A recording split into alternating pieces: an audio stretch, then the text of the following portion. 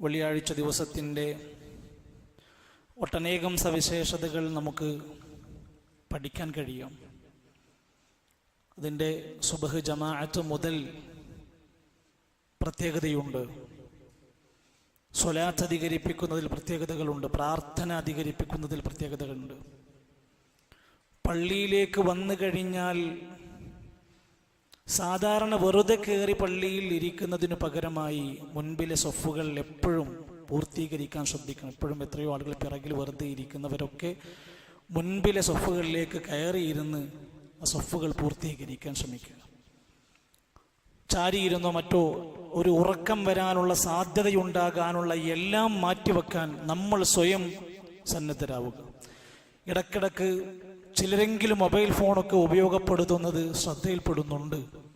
അതൊക്കെ നമ്മൾ സ്വയം ഒരാളുടെ ആക്ഷേപത്തിന് കാത്തിരിക്കാതെ നമ്മളാണ് നമ്മുടെ ജുമയുടെ അദബ് പാലിക്കേണ്ടവർ എന്ന ബോധമുണ്ടാവണം. ഒരു പക്ഷേ ചില കാര്യങ്ങളൊക്കെ പറയുമ്പോൾ ചിലർക്ക് വിഷമവും പ്രയാസമൊക്കെ ഉണ്ടാകും എന്നതുകൊണ്ട് തന്നെയാണ് പലരും അത് പറയാൻ മടിക്കുന്നത് എന്ന് മനസ്സിലാക്കുക. സഹോദരങ്ങൾ, നമ്മളൊക്കെ ഇന്ന് പടച്ച റബ്ബിൻ്റെ ഒരുപാട് അനുഗ്രഹങ്ങളിലാണ്. നിഷേധിക്കാൻ കഴിയാത്ത, നമുക്ക് അത്ഭുതകരമായി പടച്ച റബ്ബിൻ്റെ മഴവെള്ളവും അനുഗ്രഹങ്ങളും റബ്ബ് തന്നു. സൂര്യനും ചന്ദ്രനും രാവും പകലുമൊക്കെ മാറി മാറി നമുക്ക് പല ദൃഷ്ടാന്തങ്ങളായി പഠിപ്പിച്ചു തന്നു. നമ്മുടെ ജീവിതത്തിലേക്ക് ആവശ്യമായ ഭക്ഷണം നൽകി, വായു നൽകി, ഒട്ടനേകം ഇങ്ങനെ പറഞ്ഞറിയിക്കാനാവാത്ത ദൃഷ്ടാന്തങ്ങളെ നമ്മുടെ മുമ്പിലേക്ക് പടച്ച റബ്ബ് തന്നു. നമ്മൾ എപ്പോഴെങ്കിലും ചിന്തിച്ചോ, നമ്മളൊക്കെ ധരിച്ചിരിക്കുന്ന വസ്ത്രം വരെ പടച്ച റബ്ബ് തന്ന നിഅമത്താണ്. അതങ്ങനെ വെറുതെ അങ്ങോട്ട് ധരിക്കാൻ കഴിഞ്ഞതല്ല. നമ്മുടെ ശരീരത്തിൻ്റെ നഗ്നത മറക്കാൻ, നാണം മറക്കാൻ പടച്ചവൻ തന്ന ഒരു സംവിധാനമാണ് ലിബാസ്, വസ്ത്രം. അതൊരു പെരുന്നാളിനോ അതൊരു ഏതെങ്കിലും ഒരു കല്യാണ ചടങ്ങിനോ മേടിക്കുന്ന ഒരു പുതുമയുള്ള വസ്ത്രത്തിനപ്പുറത്ത് നമ്മൾ എന്നുമെന്നും ധരിക്കുന്ന വസ്ത്രത്തിന് പോലും മഹത്തായ നിഅമത്തുണ്ടെന്നും അതിന് പാഠമാകാനുണ്ടെന്നും അതിന് നന്ദിയുണ്ടാകണമെന്നും അള്ളാഹുവിൻ്റെ തീരുമാന നിർദ്ദേശങ്ങൾ നമുക്ക് പഠിച്ചാൽ മനസ്സിലാക്കാൻ സാധിക്കും. സത്യത്തിൽ ഈ നിഅമത്തിനെ കുറിച്ച് എന്തിനാണ് ഇതെന്ന് അറിയാത്ത ഒട്ടനേകം മനുഷ്യരിന്ന് നാട്ടിലുണ്ട്. ഞാൻ എന്തിനാണ് ഒരു വസ്ത്രം ധരിക്കുന്നത്? പഠിക്കണം. അള്ളാന്റെ ഖുർആൻ പറഞ്ഞു, നിങ്ങൾക്ക് തന്ന ഡ്രസ് എന്ന സംവിധാനത്തിന്റെ ലക്ഷ്യം എന്താണെന്നറിയോ? യാ ബനീ ആദം, ആദമിന്റെ സന്താനങ്ങളെ, ഖദ് അൻസൽനാ അലൈക്കും ലിബാസ, നിങ്ങൾക്ക് നാം ഇതാ വസ്ത്രത്തെ ഇറക്കി തന്നിരിക്കുന്നു. ആ വസ്ത്രം ഉണ്ടാക്കാനുള്ള മെറ്റീരിയലുകൾ, ആ വസ്ത്രം നിർമ്മിക്കാൻ ആവശ്യമായ സ്കില്ലുകൾ, കഴിവുകൾ, അതിന് പറ്റുന്ന വ്യക്തികൾ പല നിലക്കുമുള്ളതാണ്. ആ വസ്ത്രം ഇറക്കി തന്നു എന്ന് പറഞ്ഞാൽ ആ സംവിധാനം നിങ്ങൾക്ക് തന്നതെന്തിനാണ്? യുവാരി സൗആതികും വരീഷാ, നിങ്ങളുടെ കാണാൻ പറ്റാത്ത നഗ്നതകളെ മറച്ചു വെക്കാൻ വേണ്ടിയാണ് വസ്ത്രം. വരീഷ, നിങ്ങൾക്കൊരു അലങ്കാരത്തിന് വേണ്ടിയാണ് വസ്ത്രം തന്നിരിക്കുന്നത്, ഭംഗിക്കാൻ. എന്നിട്ട് അല്ലാഹുവിന്റെ ഖുർആൻ മറ്റൊരിടത്ത് പറയാണ്, വജഅല ലക്കും സറഹബീൽ, നിങ്ങൾക്ക് പടച്ച റബ്ബ് ഉടുപ്പ് തന്നിരിക്കുന്നു. എന്തിനാ? തഖീകുമുൽ ഹർറ, നിങ്ങളുടെ നാടുകളിൽ ഉണ്ടാകുന്ന ശക്തമായ ചൂടിൽ നിന്ന് നിങ്ങൾക്ക് സംരക്ഷണമാകാൻ. അലങ്കാരമാണ്, നഗ്നത മറക്കാനുള്ളതാണ്. ചൂടിൽ നിന്നും കാലാവസ്ഥാ വ്യതിയാനത്തു നിന്നും നിങ്ങൾക്ക് സംരക്ഷണം നൽകുന്ന അള്ളാഹുവിൻ്റെ നിഅമത്താണ് വസ്ത്രം എന്നത്. അതുകൊണ്ട് തന്നെ നബി കരീം സല്ലല്ലാഹു അലൈഹി വസല്ലം പറയാണ്, നിങ്ങളിൽ ഒരു നിഅമത്ത് പടച്ച റബ്ബ് തന്നിട്ടുണ്ടെങ്കിൽ അതിൻ്റെ അടയാളം നിങ്ങൾ കാണിക്കുന്നത് അള്ളാഹ്ക്ക് ഇഷ്ടമാണ്. മഹാനായ സ്വഹാബി അംർ ബിൻ ശുഐബ് റളിയല്ലാഹു അൻഹു ഉദ്ധരിക്കുന്ന ഹദീസ്, قال رسول الله صلى الله عليه وسلم إن الله يحب أن يرى أثر نعمته على عبده, തീർച്ചയായും അല്ലാഹു ഒരാളെ ഇഷ്ടപ്പെടുന്നു. ആരാണവൻ? അയ്യുറാ അഥറ നിഅമതിഹി അലാ അബ്ദിഹി, തനിക്ക് ലഭിച്ച അനുഗ്രഹം, തൻ്റെ ജീവിതത്തിൽ പടച്ചവൻ തന്ന നിഅമത്തുകൾ പ്രതിഫലിപ്പിക്കുന്ന അതിൻ്റെ അടയാളങ്ങൾ എടുത്ത് അണിയുന്ന കാണിക്കുന്ന ഒരാളെ അള്ളാഹ്ക്ക് ഇഷ്ടമാണ്. ഉണ്ടായിട്ടും ഇല്ലാത്തവനെ പോലെ നടക്കുന്നവനല്ല അള്ളാഹ്ക്ക് ഇഷ്ടം. തനിക്ക് തന്നത് പടച്ചവൻ തന്നിട്ടുണ്ടെന്ന് ബോധ്യപ്പെടുകയും അതനുസരിച്ച് ജീവിക്കുകയും ചെയ്യുന്ന ഒരു അടിമയെ അള്ളാഹ്ക്ക് ഇഷ്ടമാണ്.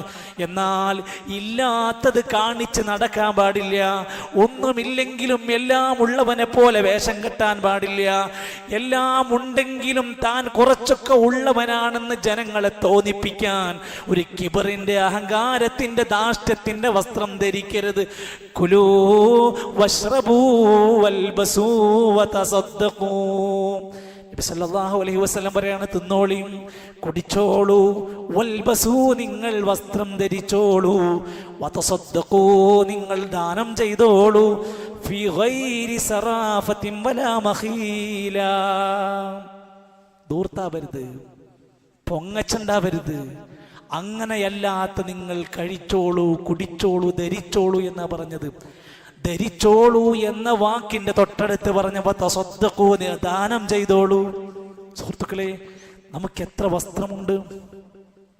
നമ്മൾ എപ്പോഴെങ്കിലും വസ്ത്രമില്ലാത്തവരെ പറ്റി ചിന്തിച്ചു നോക്കിയോ? ഭക്ഷണമില്ലാത്തവരെ പറ്റി നമുക്ക് കാണാൻ കഴിയും. എന്നാൽ നാട്ടിലാരും വസ്ത്രത്തിന് വേണ്ടി യാചിക്കാൻ വരാറില്ല, അവരൊട്ടും ഉണ്ടാറുമില്ല. ഒന്ന് ആലോചിക്കണം, നമ്മൾ ഇല്ലാത്തവർക്കത് കൊടുക്കാൻ നമുക്ക് ഒരുപാട് സംവിധാനങ്ങളുണ്ട്, ഡ്രസ് ബാങ്ക് സിസ്റ്റങ്ങളുണ്ട്, പല മഹല്ലുകളിലും നടപ്പിലാക്കിക്കൊണ്ടിരിക്കുകയാണ്. നമുക്ക് ആവശ്യമില്ലാത്ത മറ്റൊരാൾക്ക് ഉപയോഗിക്കാൻ പറ്റാവുന്ന വസ്ത്രങ്ങൾ ഒരു സ്ഥലത്ത് ശേഖരിക്കുന്നു. വസ്ത്രമില്ലാത്ത ആളുകൾക്ക് അതിൽ നിന്ന് സൈസൊക്കെ നല്ലത് എടുത്ത് കൊണ്ടുപോകാൻ പറ്റുന്നു. എന്താ പ്രശ്നമുള്ളത്? നമ്മുടെ വീട്ടിലുണ്ട് കേസ്, കവറ് പൊട്ടിക്കാത്ത ഡ്രസ്സ് വീട്ടിലിരിക്കുന്നുണ്ട്. എന്താണ് അതിൻ്റെ പ്രശ്നം? അതിൻ്റെ മോഡൽ പോരെന്ന് കുടുംബം പറഞ്ഞു. ഒന്നോ രണ്ടോ തവണ മാത്രം ധരിച്ച നല്ല അടിപൊളി ഡ്രസ്സുകൾ നമ്മുടെ ഷെൽഫിൽ ഇരിക്കുന്നുണ്ട്. എന്താ അതിൻ്റെ പ്രശ്നം? അത് പോരാ എന്നൊരു തോന്നലുണ്ടാകുന്നു. അങ്ങനെ ഇരിക്കുന്ന എന്തെങ്കിലും ഒരു കൊടുക്കാൻ പറ്റുന്ന, ഉപയോഗിക്കാൻ പറ്റുന്ന വസ്ത്രങ്ങളുണ്ടെങ്കിൽ ദാനം ചെയ്യാനുള്ള സംവിധാനം നമ്മൾ ഉപയോഗപ്പെടുത്തിക്കും. എന്നാൽ ഫീ ഗൈരി ഇസ്റാഫിൻ വലാ മഖീല, ഒരിക്കലും ഒരു പൊങ്ങച്ചത്തിന്റെ, ഒരു ദൂർത്തിന്റെ ഒരടയാളവും നിന്റെ കയ്യിൽ കടന്നു വരാൻ പാടില്ല. നബി സല്ലല്ലാഹു അലൈഹി വസല്ലം വിശദീകരിച്ച ചില ഹദീസിൽ കാണാം, നീ ധരിക്കുന്ന വസ്ത്രത്തിൽ പോലും ഒരു വിനയത്തിന്റെ വസ്ത്രമായി മാറാൻ ശ്രമിക്കണം. നീ ധരിക്കുന്ന വസ്ത്രത്തിൽ ഒരിക്കലും ഒരു ശുഹറത്തിന്റെ വസ്ത്രമാകാൻ പാടില്ല. സൗബ് ശുഹറത്തിൻ, ഹദീസിൽ വന്ന വാക്ക്. നീ ധരിക്കുന്ന വസ്ത്രം പെരുമയുടെ, പൊങ്ങച്ചത്തിന്റെ വസ്ത്രമാകരുത്. അതിന്റെ വിശദീകരണത്തിൽ കാണാം, അത് ധൂർത്തിൻ്റെതാകരുത്, പൊങ്ങച്ചത്തിൻ്റെതാകരുത്, അതുപോലെ തന്നെ അമിത വ്യയത്തിൻ്റെതാകാൻ പാടില്ല. അതാണ് ആ വിഷയം കൊണ്ട് ഉദ്ദേശിക്കുന്നതെന്നും. അത്തരത്തിൽ പെരുമയുടെ വസ്ത്രം ധരിക്കുന്നവർ പരലോകത്ത് നിന്ദ്യതയുടെ വസ്ത്രം ധരിക്കുമെന്ന് റസൂൽ സല്ലല്ലാഹു അലൈഹി വസല്ലം പഠിപ്പിക്കുകയാണ്. വലഅന റസൂലുള്ളാഹി സല്ലല്ലാഹു അലൈഹി വസല്ലം, ചില ആളുകൾ വസ്ത്രം ധരിച്ചതിൻ്റെ പേരിൽ അവരെ അല്ലാഹുവിൻ്റെ റസൂൽ സല്ലല്ലാഹു അലൈഹി വസല്ലം ശപിച്ചിരിക്കുന്നു. ആരാണവർ? ലബിസുൽ മർഅതി, ഒരു പെണ്ണ് അവർ വസ്ത്രം ധരിക്കുകയാണ്. റിജാലിൻ, പുരുഷന്മാരുടെ വസ്ത്രം ധരിക്കുന്ന സ്ത്രീകളെയാണ്. സ്ത്രീകളുടെ വസ്ത്രം ധരിക്കുന്ന പുരുഷന്മാരാരെങ്കിലും ഉണ്ടെങ്കിൽ അവരെ ശപിച്ചിരിക്കുന്നു. ഇബ്നു ബാസ് റഹ്മത്തുള്ളാഹി അലൈഹി ആ ഹദീസ് വിശദീകരിച്ചിട്ട് വളരെ സൂക്ഷ്മമായിട്ട് പറയാണ്. ഈ കാലഘട്ടത്തിൽ നമ്മളൊന്ന് ചേർത്തങ്ങ് വായിച്ചാൽ മതി. ഒരിക്കലും ഒരു ആണ് പെണ്ണിന്റെ വസ്ത്രം ധരിക്കാൻ പാടില്ല. എന്നിട്ട് പറയാണ്, ഒരു ഭാര്യ ഭർത്താവിന്റെ വസ്ത്രം ധരിച്ച് നടക്കാൻ പാടില്ല. ഒരു ഭർത്താവ് ഭാര്യന്റെ വസ്ത്രം ധരിച്ച് നടക്കാൻ പാടില്ല. പരസ്പരം ഭയങ്കര സ്നേഹത്തിലും ഇഷ്ടത്തിലൊക്കെ തന്നെയാണ്. അത് പറ്റില്ല എന്ന് പറയുകയാണ്. ഇനി മറ്റൊന്നും കൂടി അതിൻ്റെ ഇബ്നു ബാസ് റഹ്മത്തുള്ളാഹി പറയാണ്, വസ്ത്രത്തിന് അകത്തിടുന്നതാണെങ്കിൽ പോലും പാടില്ല. ആണിന്റെ വസ്ത്രം ഒരു പെണ്ണിന് അവളുടെ മേൽവസ്ത്രത്തിന് താഴെ പോലും ധരിക്കാൻ പാടില്ല. ആര് ചിന്തിക്കുന്നു? നമ്മുടെ മക്കളെയൊക്കെ ചെറുകാലം മുതൽ ചെറുപ്പം തൊട്ടേ ഇത്തരത്തിലുള്ള ആ വേർതിരിക്കപ്പെട്ട ഇസ്ലാം നൽകിയ വേർതിരിവിൻ്റെ വേഷത്തിലും സംസ്കാരത്തിലും കിടപ്പുറ മാറ്റിക്കടത്തുന്നതിലും എല്ലാത്തിലും പഠിപ്പിക്കാൻ ഈ ഹദീസ് നമ്മളെ പാകപ്പെടുത്തുകയാണ്. പുരുഷന്മാരോട് പ്രത്യേകം പറഞ്ഞു, നിന്റെ വസ്ത്രത്തിന് ചില അതിർത്തികളുണ്ട്. മാ കാന അസ്ഫല മിനൽ കഅബൈൻ ഫഹുവ ഫിന്നാർ. പുരുഷന്മാരെ, നിങ്ങളുടെ നെരിയാണിക്ക് താഴെ പോകുന്ന വസ്ത്രം ഏതോ ആയിക്കോട്ടെ, മുണ്ടായാലും പാൻ്റായാലും എന്തു തന്നെ നീ ധരിച്ചാലും അത് നരകത്തിലേക്കുള്ളതാണ്, അത് നരകത്തിലാണ്. അത് പറ്റൂല എന്നാണ്. മാക്സിമം നെരിയാണി വരെയാണ് നമുക്ക് അനുവദിക്കപ്പെട്ടത്. മഹാനായ ജാബിർ റളിയല്ലാഹു അൻഹു നബി തങ്ങളോട് ചെന്ന് പറയാണ്, നബിയെ എനിക്കൊരു ഉപദേശം തരണം, എന്നൊന്ന് ഉപദേശിക്കണം. ഖാല നബി സല്ലല്ലാഹു അലൈഹി വസല്ലം, നബി തങ്ങൾ കുറച്ച് കാര്യങ്ങളൊക്കെ അങ്ങനെ പറഞ്ഞു. ലാസ്റ്റ് വരിയിൽ കാണാം, വഇയ്യാക വഇസ്ബാലുൽ ലിസാർ. ജാബിർ റളിയല്ലാഹുവിനോട് പറയാണ്, നിങ്ങൾ വസ്ത്രം നെരിയാണിക്ക് താഴെ വലിച്ചിഴക്കുന്നത് നല്ലോണം സൂക്ഷിക്കണം. ഫഇന്നഹാ മിനൽ മഖീലതി, അതൊരു പൊങ്ങച്ച സ്വഭാവമാണ്. ഞാനൊന്നും വിചാരിച്ചിട്ടൊന്നുമില്ല, ഞാനിപ്പോൾ അങ്ങനെ അഹങ്കാരമൊന്നും കാണിച്ചിട്ടൊന്നുമില്ല, ഞാൻ അങ്ങനെ ഇട്ടു പോയിന്നുള്ളൂ. അങ്ങനെ ഉണ്ടാവരുത്, അത് പാടില്ലെന്ന് പറഞ്ഞു കഴിഞ്ഞാൽ പിന്നെയും അത് ധരിക്കുന്ന അങ്ങനെ ഒരു സമ്പ്രദായം വന്നാൽ അതൊരു കിബറിന്റെ കൂടെ അടയാളമായി മാറുകയാണ്. ഇസ്ബാലുൽ ലിസാർ എന്ന് പറഞ്ഞ് ജാബിർ റളിയല്ലാഹു അൻഹു ഉപദേശിക്കുകയാണ്.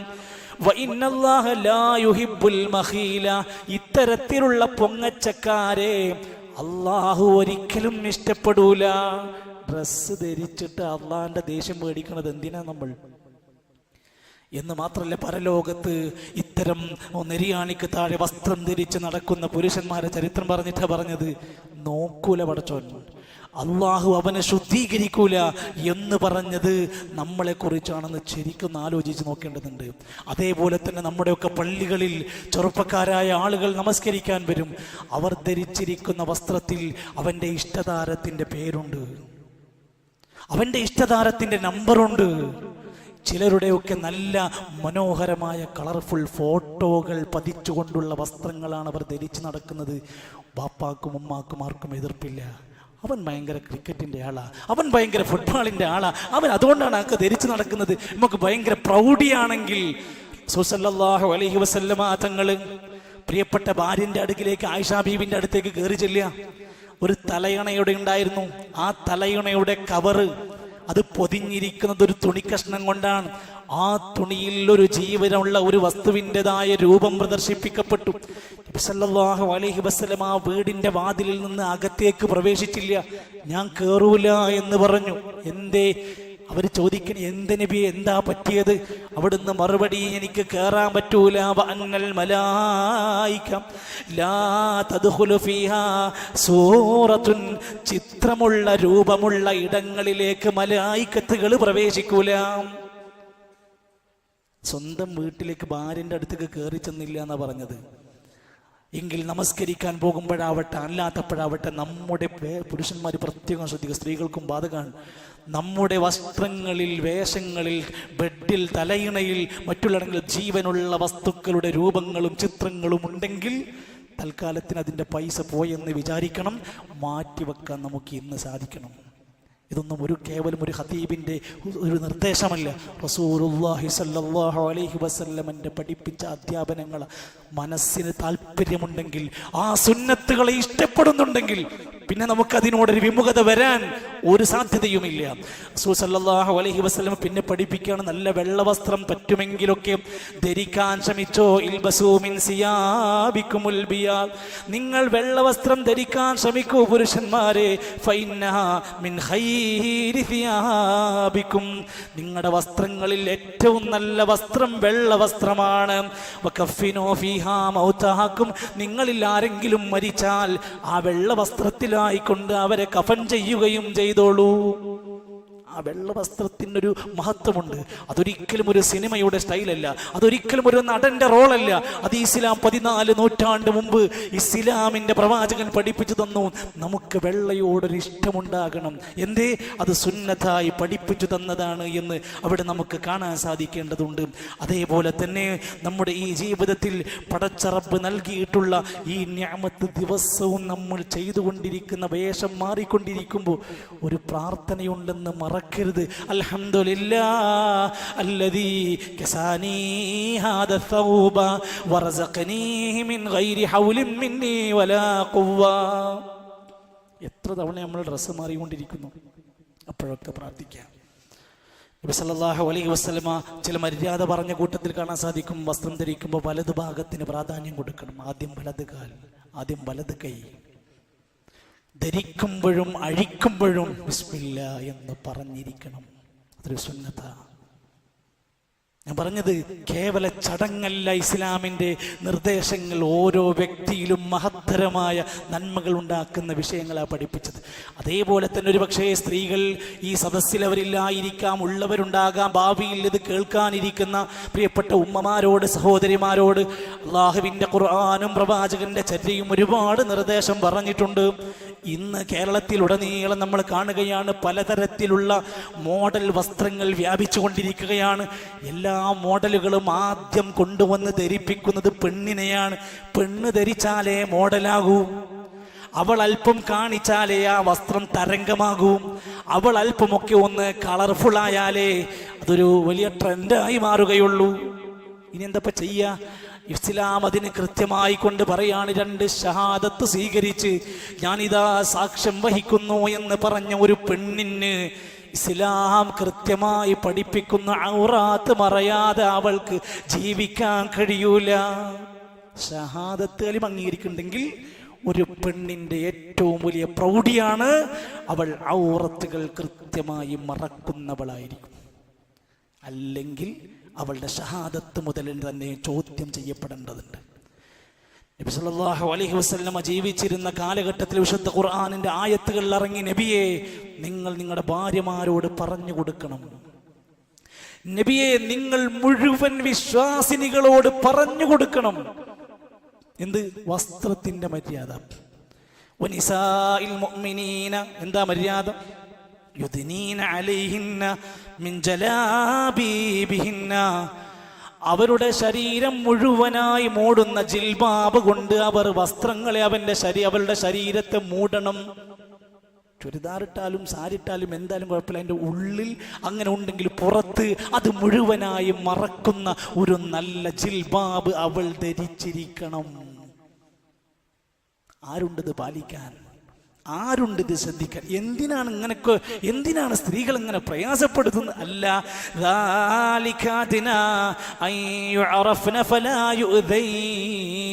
അവൾ ഒരു മോശക്കാരിയല്ല എന്ന് തിരിച്ചറിയാനാണ്. അവൾക്ക് യാതൊരു നിലക്കുമുള്ള ആളുകളുടെ ശല്യം ഉണ്ടാകാതിരിക്കാനാണ്. ഇന്ന് നമ്മൾ വായിക്കുന്ന പീഡന വാർത്ത, ഇന്ന് നമ്മൾ വായിച്ചു കൊണ്ടിരിക്കുന്ന പല നിലക്കുമുള്ള സ്ത്രീകൾക്കും കുട്ടികൾക്കുമേരെയുള്ള അതിക്രമങ്ങളുടെ ഒന്നാമത്തെ പാഠം വേഷവിധാനങ്ങളിൽ നിന്ന് സ്വാധീനം ഉൾക്കൊള്ളുകയാണ്. മറ്റു പല കാരണങ്ങളുണ്ട്. പക്ഷെ ഒരു നല്ലൊരു ശതമാനത്തോളം അവളുടെ ശരീരത്തിന്റെ സൗന്ദര്യം ത്രസിപ്പിക്കുന്ന വസ്ത്രങ്ങൾ ഏതൊരു പുരുഷനെയും ഇക്കിളിപ്പെടുത്തുമ്പോൾ പീഡനത്തിന് കാരണമാകുന്ന ന്യായീകരിക്കുകയല്ല, കാരണം പഠിക്കണമെന്നാ പറഞ്ഞത്. സഹോദരങ്ങളെ, അള്ളാഹുവിന്റെ ഖുർആനാ പറയുന്നത്, വലാ യുബ്ദീന സീനതഹുന്ന ഇല്ലാ മാ ളഹറ മിൻഹാ. പെണ്ണ്, അവൾക്കൊരു ഭംഗി പടച്ചോൻ കൊടുത്തിട്ടുണ്ട്, അവൾക്കൊരു പ്രത്യേക ഭംഗി കൊടുത്തിട്ടുണ്ട്. എന്നാൽ ഖുർആൻ പറഞ്ഞു, വലാ യുബ്ദീന സീനതഹുന്ന, അവളുടെ ഭംഗിയും അലങ്കാരവും പുറത്ത് കാണിക്കാൻ പാടില്ല.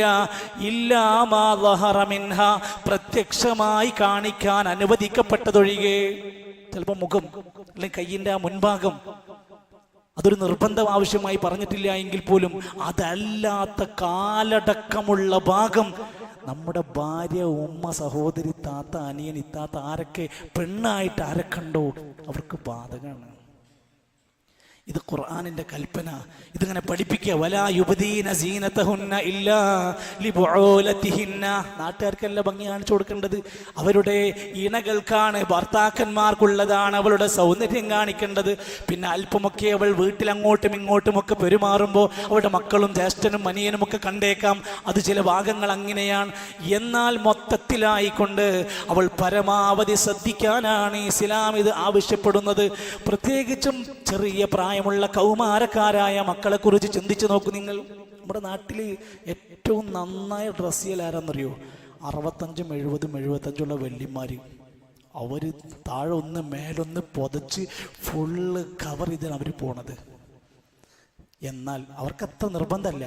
എന്നാൽ ശരിക്കും മറക്കേണ്ടുന്ന നമ്മുടെ 15-കാരി 20-കാരി എങ്ങനെയാ പോണത്?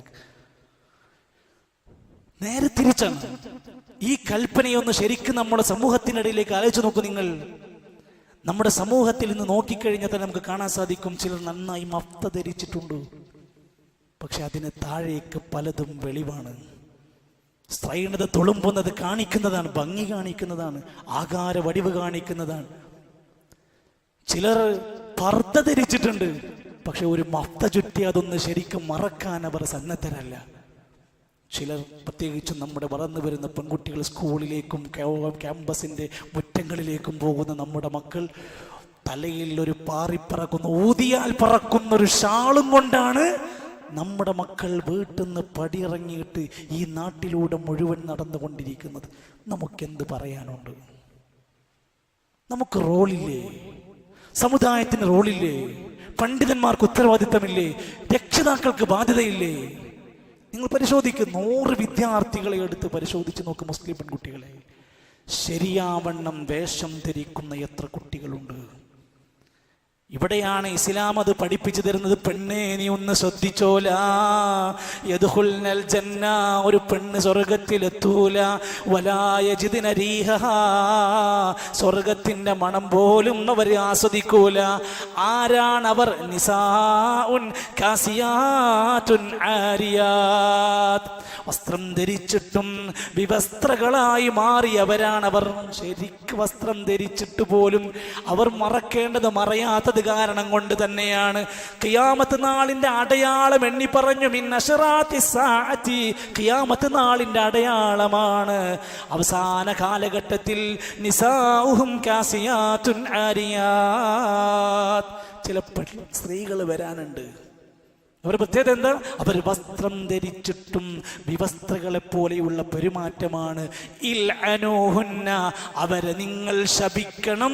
ഫഇന്നഹുന്ന മൽഊനാത്, അവർ ശപിക്കപ്പെട്ടവരാണ്. നമ്മുടെ പെങ്ങളെയാണോ, നമ്മുടെ ഭാര്യനെയാണോ ഈ പറയണതെന്ന് മനസ്സിനകത്ത് കൊത്തിവെക്ക്. സുഹൃത്തുക്കളെ, നമ്മളൊക്കെ ചില ആൾക്കാരെ പറ്റിയിട്ട് പറയും അവര് മോശമാണ്. ആരാണവർ? വ്യഭിചാരികളായ സ്ത്രീകൾ. ശരിയാണ്. നിസ്കരിക്കാത്തൊരു പെണ്ണ് മോശക്കാരിയാണ്. ഭർത്താവിനോട് ധിക്കാരം കാണിക്കുന്നവർ മോശക്കാരിയാണ്, എല്ലാവരും സമ്മതിക്കും. എന്ന ഹദീസ് വായിക്കണം. വശർറു നിസായിക്കും, നിങ്ങളുടെ കൂട്ടത്തിലെ ഏറ്റവും ഷർറ് പിടിച്ച സ്ത്രീകളുണ്ട്. അൽ മുതബർരിജാത്ത്, നഗ്നത കാണിക്കുന്നവളായിരിക്കും. കഴുത്തും തലമുടിയും കൈയും കാലും കാണിച്ച് നടക്കുന്ന പെണ്ണ് ഷർറാണ്. അൽ മുതഖയ്യിലാത്ത്, അഹങ്കാരികളായവരുമാണ്. അടുത്ത വാക്ക് വഹുന്നൽ മുനാഫിഖാത്ത്, അവരാണ് കപട വിശ്വാസിനികളായ സ്ത്രീകൾ. മുനാഫിഖീങ്ങളാണ്. സ്ത്രീകളെ പറ്റി പറഞ്ഞപ്പോൾ മുനാഫിഖാത്തുൻ, അവർ കപട വിശ്വാസികൾ, ഇസ്ലാമിൻ്റെ ഈമാനിൻ്റെ ശരിയായ ഭാഗം പൂർത്തീകരിക്കാൻ കഴിയാത്തവരാണ്.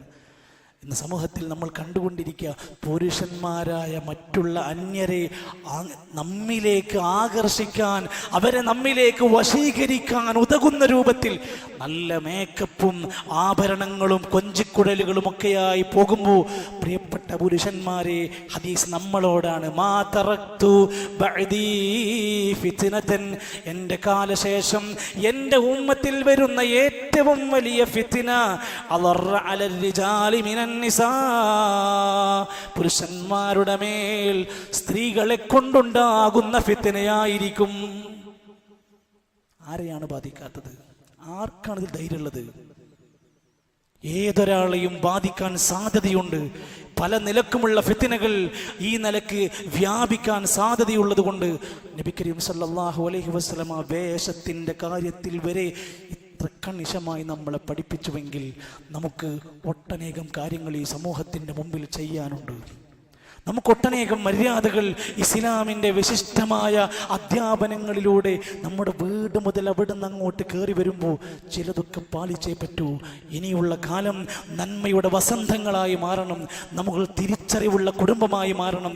നമ്മുടെ ജീവിതത്തിൻ്റെ സംസ്കാരങ്ങൾ ഇസ്ലാമിൻ്റെ സംസ്കാരങ്ങളാവണം. പാശ്ചാത്യന്മാരുടെയോ ജൂതന്മാരുടെയോ ചര്യകൾക്ക് ഇനി നമ്മുടെ ജീവിതത്തിൽ സ്ഥാനമില്ലെന്ന് തെളിയിക്കാൻ നമുക്ക് പടച്ച റബ്ബ് തൗഫീഖ് നൽകുമാറാകട്ടെ. അല്ലാഹു നമ്മെ സഹായിക്കുമാറാകട്ടെ.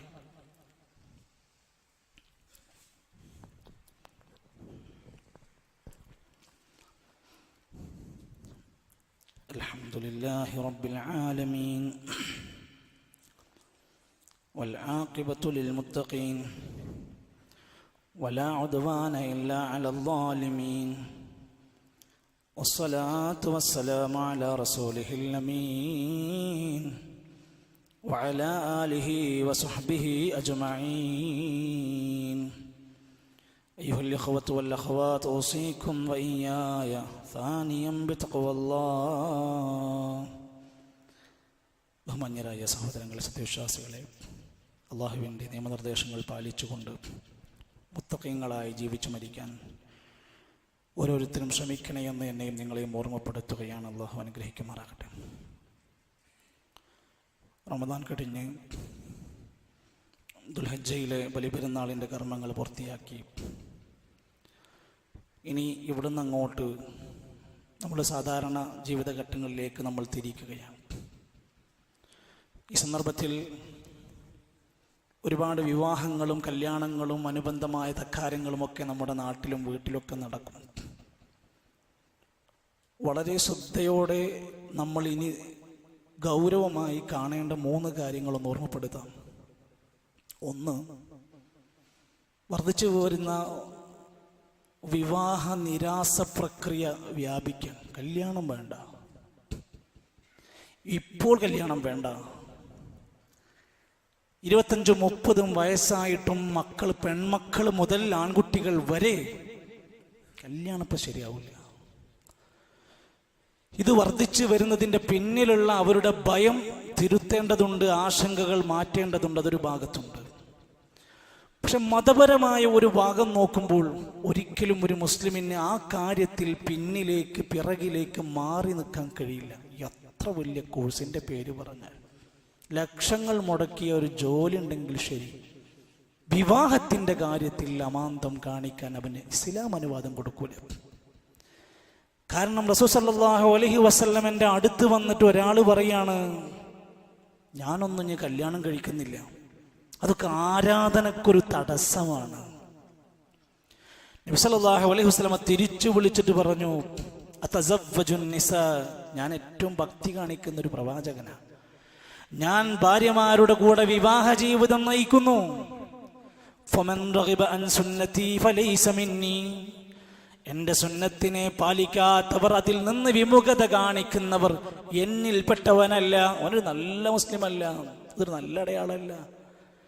അന്നിക്കാഹു മിൻ സുന്നത്തിൽ മുർസലീൻ, നല്ലപോലെ വിവാഹം കഴിച്ച് ജീവിക്കുക എന്നത് മുർസലീങ്ങളുടെ നല്ലൊരു ദിനചര്യയാണ്, മുർസലീങ്ങളുടെ ചര്യയാണ്. അത് പാലിക്കുക എന്നുള്ളത് നല്ലൊരു ഗുണമായിട്ടാണ് പഠിപ്പിച്ചിരിക്കുന്നത്. വിവാഹം കഴിക്കാനിരിക്കുന്നവർ അല്ലെങ്കിൽ വിവാഹത്തിന് താല്പര്യത്തോടെ നടക്കുന്ന ആളുകൾ അറിയണം എന്തിനാ വിവാഹമെന്ന് തിരിച്ചറിയണം.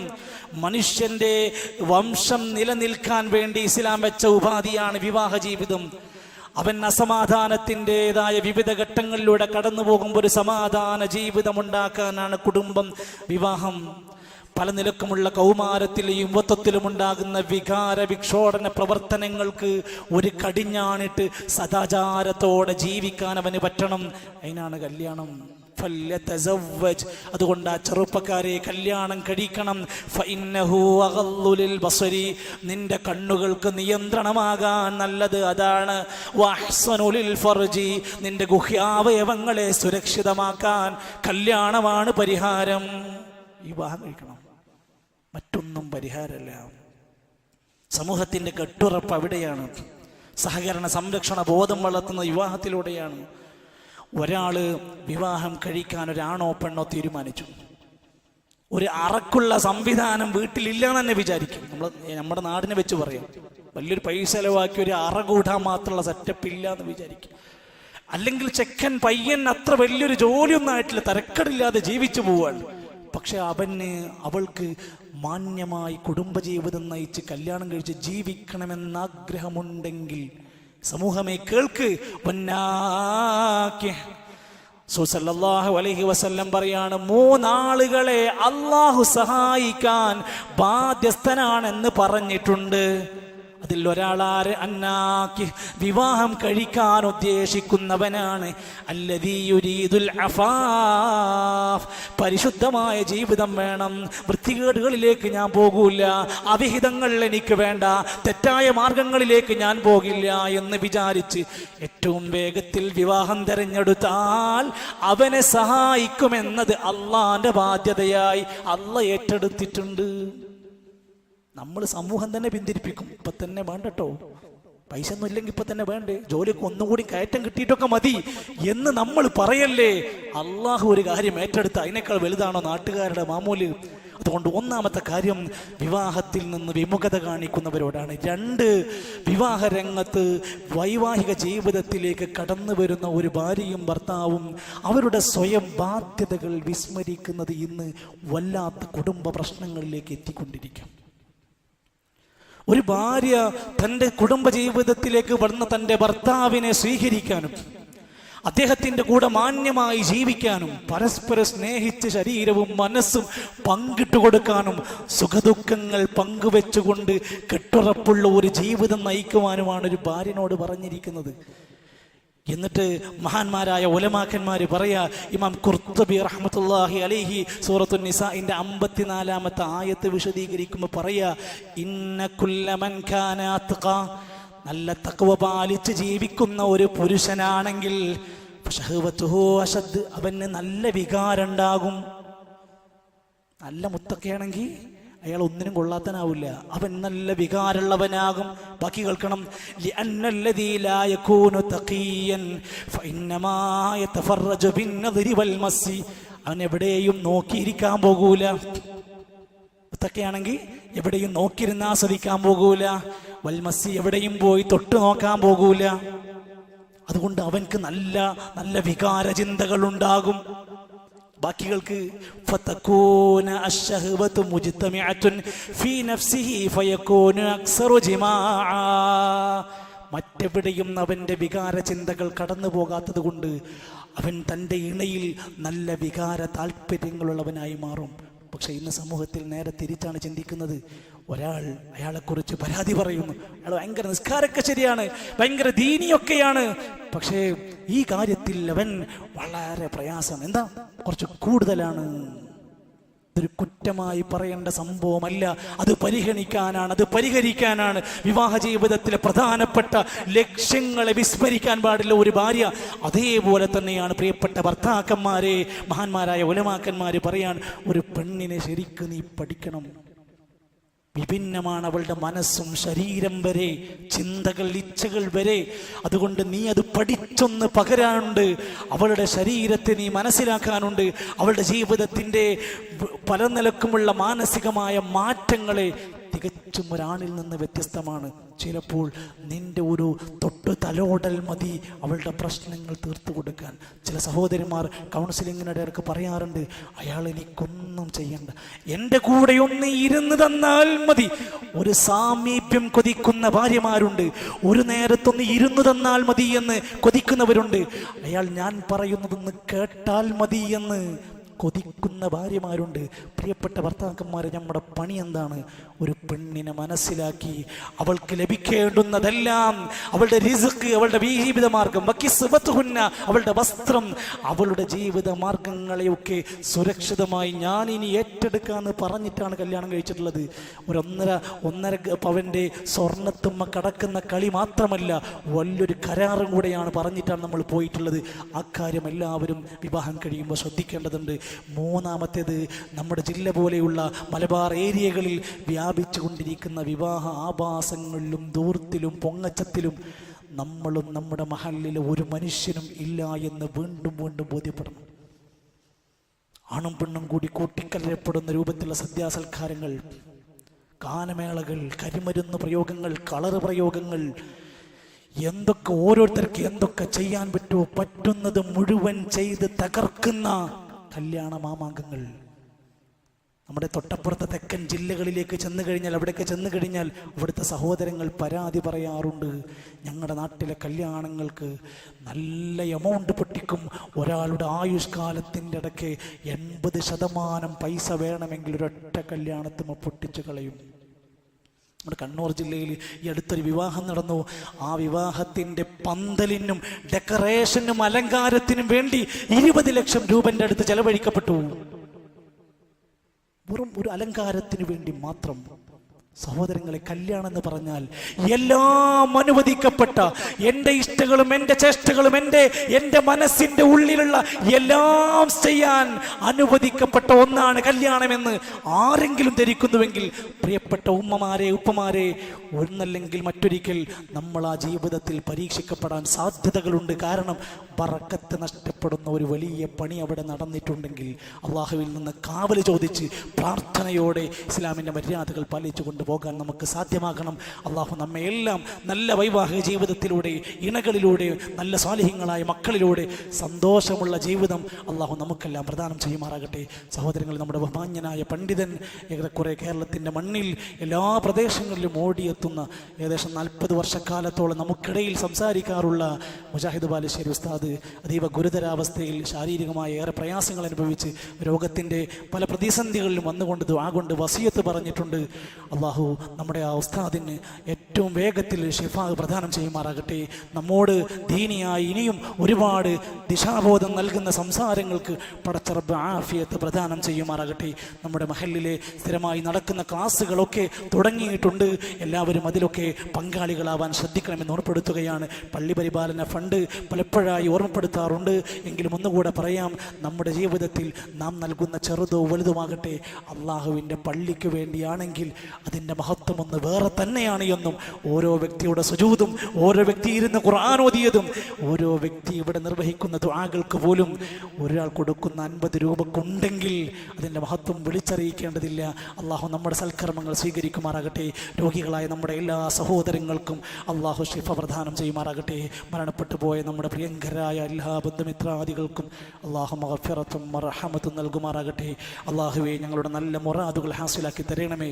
അള്ളാഹുവേ, ഞങ്ങളുടെ കച്ചവടത്തിൽ, ജോലിയിൽ, വരുമാനങ്ങളിൽ എല്ലാം നീ ഖൈറും ബറക്കത്തും നൽകണമേ. അള്ളാഹുവേ, പ്രവാസികളായ ഞങ്ങളുടെ സഹോദരങ്ങൾക്ക് അവിടെ എല്ലാമുള്ള ജീവിതത്തിൽ എല്ലാ ദുരിതങ്ങളും നീ മാറ്റിക്കൊടുക്കണമേ റഹ്മാനെ.